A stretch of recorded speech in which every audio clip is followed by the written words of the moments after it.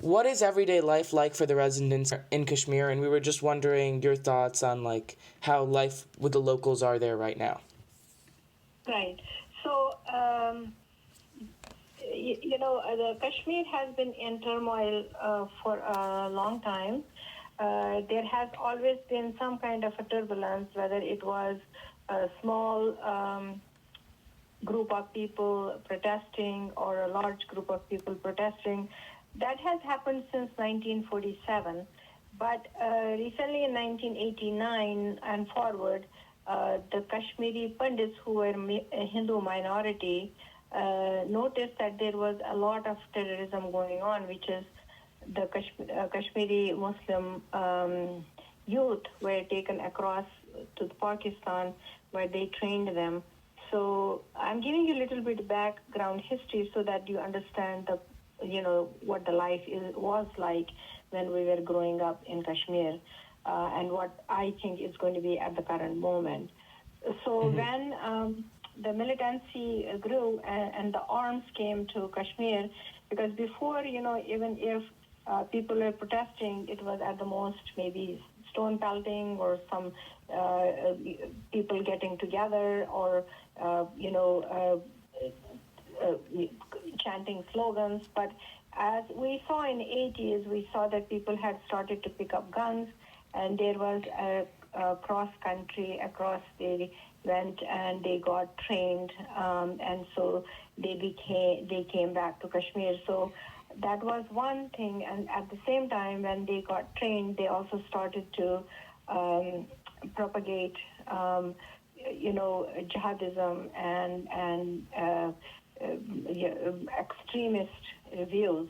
So with the result in 1989, majority of 90% of the Kashmiri Hindus, about 5,000, had to be, they kind of migrated. 450,000 people it's noted between 450,000 to 500,000 of Kashmiri Pandits or Kashmiri minority Hindus had to flee because they were terrorized. So a few of them had a target killing, and there were some people who came to their houses and terrorized them. They they shouted slogans through the mosques saying either you leave or you mix with us, or you can leave your women and you can go. So that terrorized our community, Kashmiri Pandit community, and slowly they left, and so that was a mass exodus at that point. But so from the time, from my childhood, there was always a little not really peaceful, but still, people went by in their lives. We did everything we could. We could from day to day lives. We went to colleges. We went to picnics. We had a normal kind of a thinking of a day to day activities. However, all of a sudden somebody will hear some shotguns and people will say, oh, that part had some terrorists, so they started to have curfews. So that went on, that became kind of a part of life. Just so, like, Go ahead. so more like regarding like the new Article 370 like being revoked and stuff. So what do you think? How do you think that will like affect the everyday life of residents in Kashmir? Right. Right.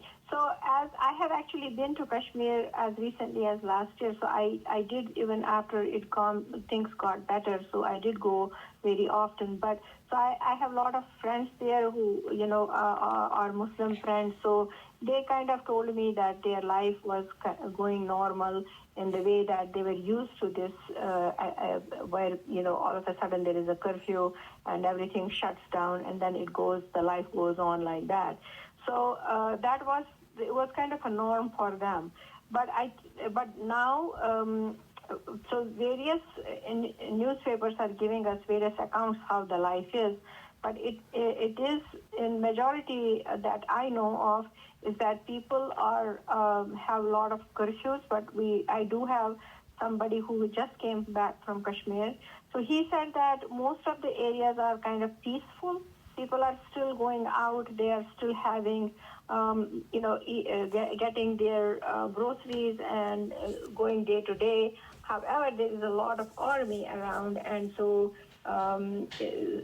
you kind of feel a little intimidation, I would say. But the life has started to go back to that people are doing day-to-day chores. On the other hand, the internet is not working, and the cell phones are not working, but the landlines have started to work. So that is my information that it's slowly getting back to normal. However, because the government of India wanted to stop the communication from terrorist organizations to create trouble in that area, so they have cut all the cell phones and the internet. So other than that, the person who just came from Kashmir, he told us that some areas are still kind of little dicey, where the curfew is there at night or some parts of the day if some turbulence is seen. Other than that, most of the people are continue to do their day-to-day life. However, in general, I still think that some students are not going to school, some colleges are still not open, but it is slowly getting better. Okay. So, as a state, how do you think Kashmir will be impacted? And as the president of the KOA, what would you hope for the future of Kashmir?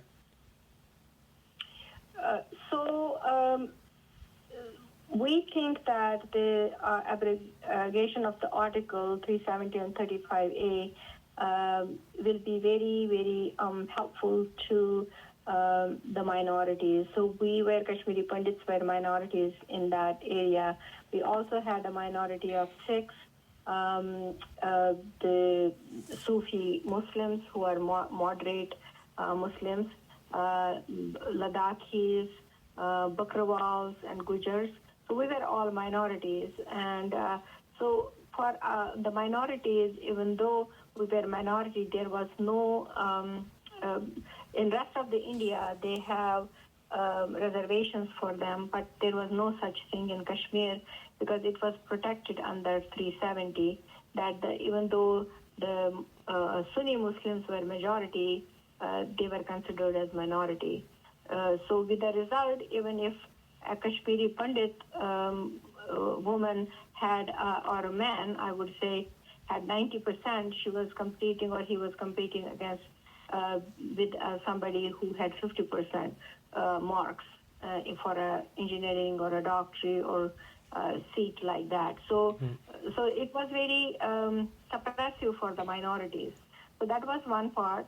Second part was that there were so women's rights were not were really the women had very little rights or no rights.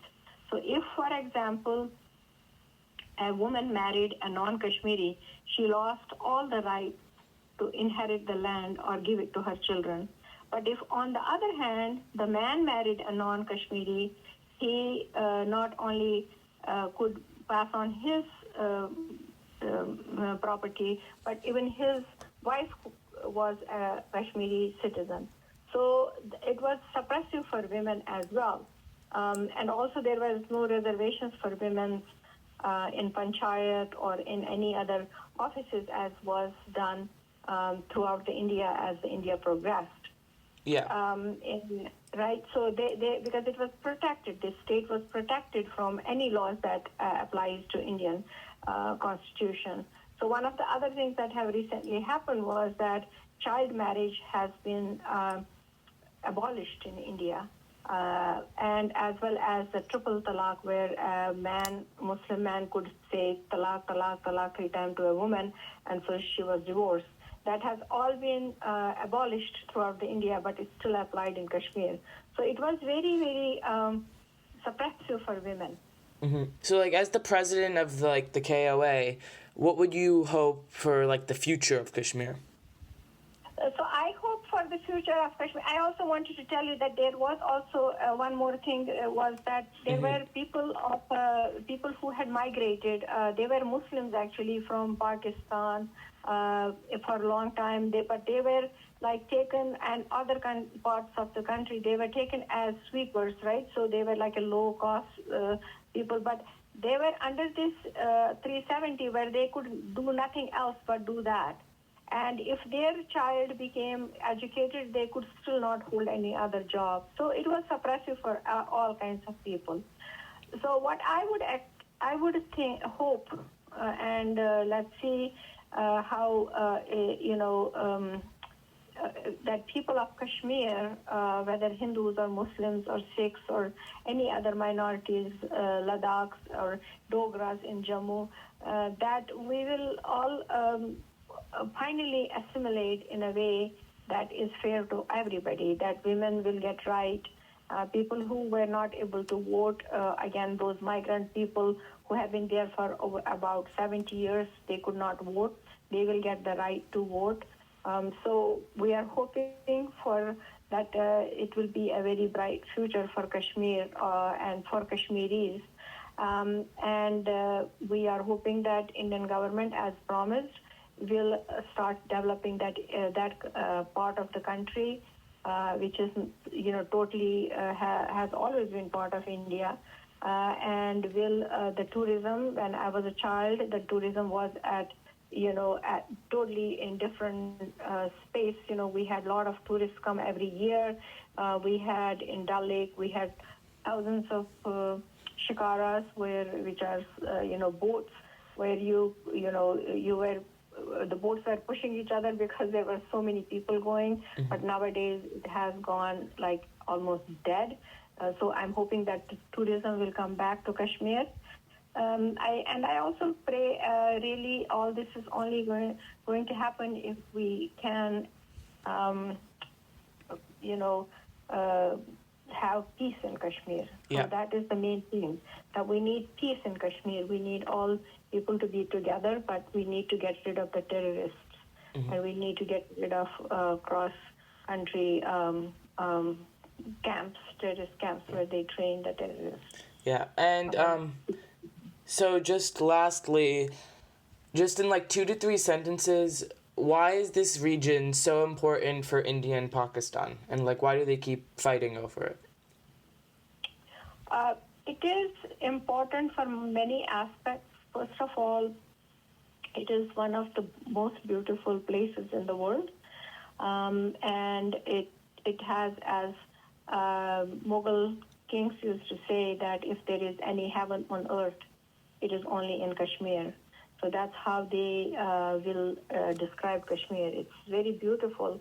I have taken my children throughout the world. We have gone to Switzerland and other places, but when I took my son or my daughter to Kashmir, it's totally different. I mean, it has such a natural, stunning beauty. That's one thing. The second thing is it is also strategically very important for trade and other things. So it really is at the boundary of China on one side and Pakistan on one side. So if there is any trade, it's in that corridor that is happening. Then we have Russia on the top, we have Persia. So from that point of view, also it is important. Those are the main things. And again, it has been broken already into 2 pieces. So part of it is in Pakistan, is called POK. And this one now is totally integrated with a territory of India, which will then become the